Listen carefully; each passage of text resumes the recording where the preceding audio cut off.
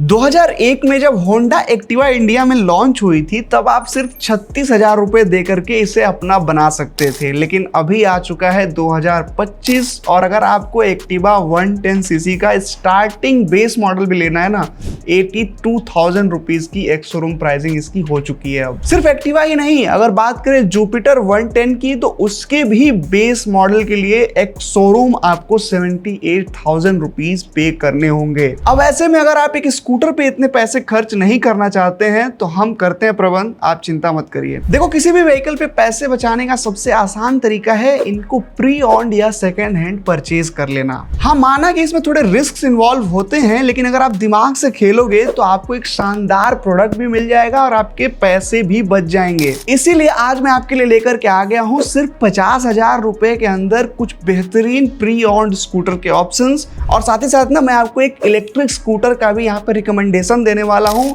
जो कि आप 50,000 रुपए इन्वेस्ट करके ही ले सकते हैं और आपकी खूब पैसे बचने वाले हैं। और इसके साथ ही साथ आप सेकेंड हैंड कुछ भी परचेज करने जाते हो तो कुछ स्कैम्स आपके साथ होते हैं ना, उससे बचने की एक सिंपल सी ट्रिक आपको बता दूंगा, कोई आपका स्कैम नहीं कर पाएगा। वीडियो को एंड तक ध्यान से देखिएगा। ऑल राइट भाई, तो स्कूटर्स की लिस्ट अगर इंडिया में बन रही होगी तो जाहिर सी बात है सबसे पहला नाम, सबसे प्रथम स्थान दिया जाता है होंडा एक्टिवा को, और हमारी लिस्ट में भी ये नंबर 1 रिकमेंडेशन रहने वाला है आपके लिए। प्री ऑन्ड मार्केट में अगर आप अभी निकलोगे तो 2019-20 की एक्टिवा आपको इजीली 50,000 रुपए के आसपास बेहतरीन कंडीशन में मिल जाएगी।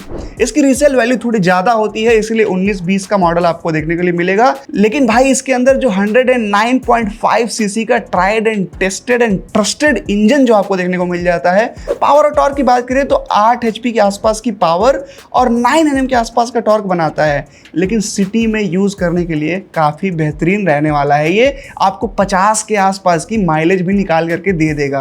हाँ, E20 आने की वजह से माइलेज तो भाई हर गाड़ी का ही थोड़ा कम हो रहा है, जाहिर सी बात है उसका असर इसके ऊपर भी पड़ने वाला है। इससे भी आप बच जाओगे, उसका उपाय भी वीडियो के एंड में मैं आपको बताने वाला हूँ। बाकी यार, एक्टिवा के पार्ट्स वगैरह भी कुछ बहुत ज्यादा खास महंगे नहीं आते हैं, तो अगर जो आप स्कूटर ले रहे हो, मान लो कुछ पार्ट वगैरह थोड़ा बहुत स्क्रैचेस हैं, वो सब चेंज करवाना है, बड़े इजीली कहीं भी इसके सर्विस सेंटर्स भी बहुत वाइडली अवेलेबल हैं, आप आराम से चेंज करवा सकते हो कम रुपयों में।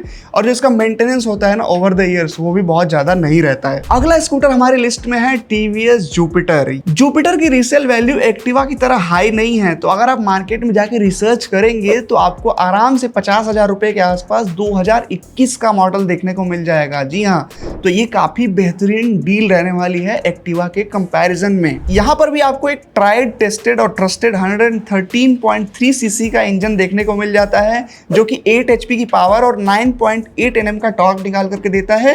ओवर द ईयर्स इस स्कूटर ने भी अपने आप को काफी ज्यादा प्रूव किया है कि मैं एक बेहतरीन और रिलायबल प्रोडक्ट हूँ। और रही बात TVS के सर्विस की, तो इसके भी पार्ट्स और मेंटेनेंस वगैरह सस्ते हैं। हाँ, इनके जो ऑथराइज सर्विस सेंटर्स है ना, उन पे थोड़ा सा सर्विस क्वालिटी सो ही रहती है, तो आप देख लेना कोई लोकल मैकेनिक आपके एरिया में डेफिनेटली आप सर्च करोगे तो आपको मिल जाएंगे।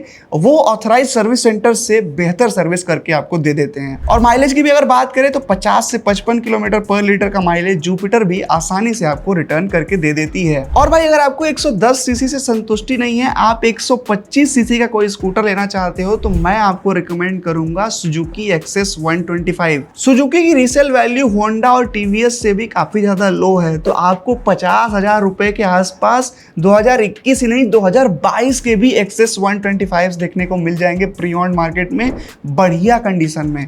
तो आप थोड़ा सा सर्च करके और जा करके इनको उठा सकते हो। भाई चलाने में इसको काफी ज्यादा मजा आता है, सस्पेंशन सेटअप वगैरह, सीट वगैरह काफी ज्यादा कंफर्टेबल रहती है इस स्कूटर की। इसके अंदर आपको 125 सीसी का इंजन देखने को मिल जाता है, जो कि 8.7 PS की पावर और 10.2 Nm का टॉर्क प्रोड्यूस करता है। इसका रियल लाइफ माइलेज भी 40 के आसपास रहता है, तो 125 सीसी कैटेगरी के हिसाब से देखें तो 40 के आसपास का माइलेज उतना भी बुरा नहीं माना जाएगा। सुजुकी के साथ एक प्रॉब्लम है कि छोटे शहरों में और गांव वगैरह में ना इनके सर्विस सेंटर्स उतने इजीली मिलते नहीं हैं, तो स्पेयर पार्ट्स वगैरह में आपको थोड़ी सी दिक्कत आ सकती है। सर्विस के लिए आपको अनऑथराइज्ड वे में हो सकता है इसके लिए भी जाना पड़े, अदरवाइज प्रोडक्ट में कहीं से कोई दिक्कत नहीं है। बाकी यार मैं तो रिकमेंड करूंगा, अगर स्कूटर ले रहे हो, कन्वीनियंस आपको भरपूर चाहिए, तो आप 110 सीसी में ही जाएं, बढ़िया माइलेज भी मिलेगा और डिसेंट परफॉर्मेंस उनमें भी रहती है। अब बात कर लेते हैं भाई कि सेकेंड हैंड मार्केट में स्कैम जो कर देते हैं ना, उनसे कैसे बचा जाए। देखो, इसका बहुत ही आसान सा तरीका है, कुछ भी कॉम्प्लेक्स यहाँ पे नहीं है। आप स्कूटर को सीधे सीधे ले जाइए ब्रांड के ऑथराइज सर्विस सेंटर पे और वहाँ जाकर के सर्विस हिस्ट्री निकलवाइए।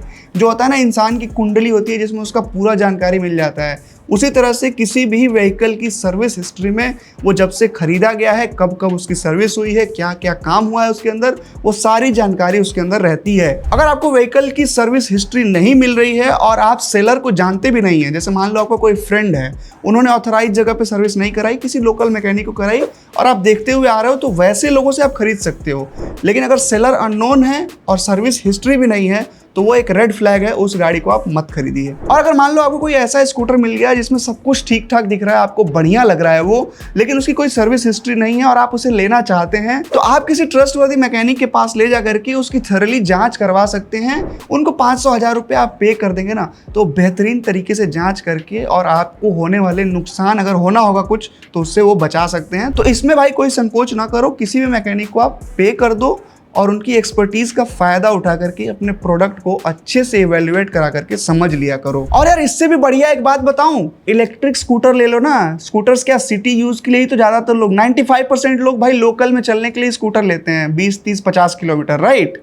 तो ऐसे में इलेक्ट्रिक स्कूटर्स बहुत ज़्यादा सेंस बनाते हैं। बताता हूँ कैसे। देखो, अगर आप सेकेंड हैंड भी स्कूटर लेने जा रहे थे तो 50,000 रुपये आपके लग ही रहे थे। वही 50,000 रुपये डाउन पेमेंट दे करके आप कोई भी इलेक्ट्रिक स्कूटर ले लीजिए। अब आप कहोगे EMI देनी पड़ेगी, तो EMI भाई साहब जो आप पेट्रोल में खर्चा करने वाले थे ना, उससे ज़्यादा नहीं आएगी। और यहाँ पे इलेक्ट्रिक स्कूटर की रनिंग कॉस्ट भी इतनी कम होती है ना कि आप विश्वास नहीं करोगे। जी हाँ, इलेक्ट्रिक स्कूटर लगभग 20 से 30 पैसे प्रति किलोमीटर की कॉस्ट पे चल जाते हैं। और अगर एक्टिवा 110 की बात करें वहीं, तो अगर 50 का माइलेज देती है तो भी 2 रुपए पर किलोमीटर के आसपास उसकी रनिंग कॉस्ट आ गई। तो अगर आप 50 किलोमीटर भी रोज चलाते हो तो महीने के हो गए 1500 किलोमीटर, यानी कि लगभग 3000 रुपए। वहीं अगर आप 50,000 रुपए डाउन पेमेंट दे करके एक इलेक्ट्रिक स्कूटर ले लोगे तो उसकी जो EMI बनेगी वो लगभग 3000 रुपए के आसपास ही है, जो कि आप पेट्रोल का बचाओगे वो वहाँ EMI में दे दोगे। यहाँ पे बहुत सारे ऐसे इलेक्ट्रिक स्कूटर्स हैं, जैसे कि TVS की iQube हो गई, बजाज की चेतक है, एथर की रिस्टा है, TVS की एक नई आ गई है ऑर्बिटर।